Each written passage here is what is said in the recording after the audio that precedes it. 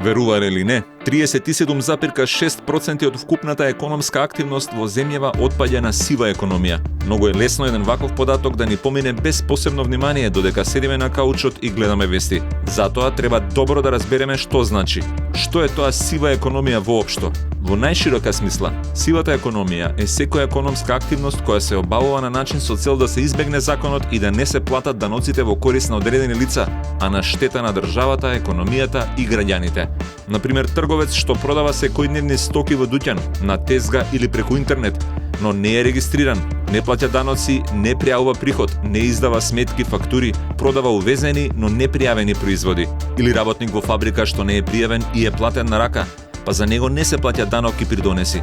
Тука се и давателите на разни услуги, од мајстори до консултанти кои наплаќаат на рака и избегнуваат давачки. Многумина ќе се речат дека никој нема да настрада поради плата на рака или купени фалсификат шверцувани патики на тезга. Но да се вратиме на почетниот податок. Над 1/3 од економијата функционира надвор од системот и не си ги плаќа давачките. Жртва на тоа е државниот буџет, локалните буџети, фондовите. Поточно жртви сме сите ние. Тоа значи дека државата собира 1/3 помалку пари од колку што се потребни за да ги исполни своите задачи. Замислете во секоја трета училница да нема табла и столчиња. За секој трет полицаец да нема опрема. За секоја трета болница да нема медицински средства. За секое трето противпожарно возило да нема црево. На секој трет шалтер да нема хартија за да ви го издадат документот што ви треба. Од секоја трета зграда да не се собира ѓубрето. На секој трет километар да не се поправаат дупките на патиштата. Од секоја трета чешма да тече неиспитана вода. Ова е цената што ја плаќаме кога ќе купиме од интернет без потврда, ќе работиме непријавено или ќе примиме непријавен работник, ќе договараме работи и ќе плаќаме во кеш без сметка. Сивата економија овозможува богатење на оние кои затајуваат даноци, додека потрошувачот ја плаќа истата цена за производот или услугата.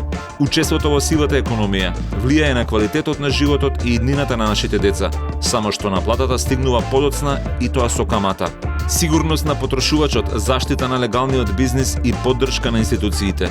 Тоа се трите причини зошто треба да избегнувате зоната на сивата економија.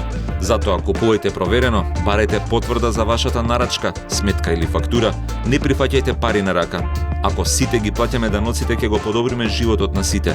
Тоа значи да имаме подобро здравство, улици без дупки, здрава животна средина, бидејќи сме платиле за тоа.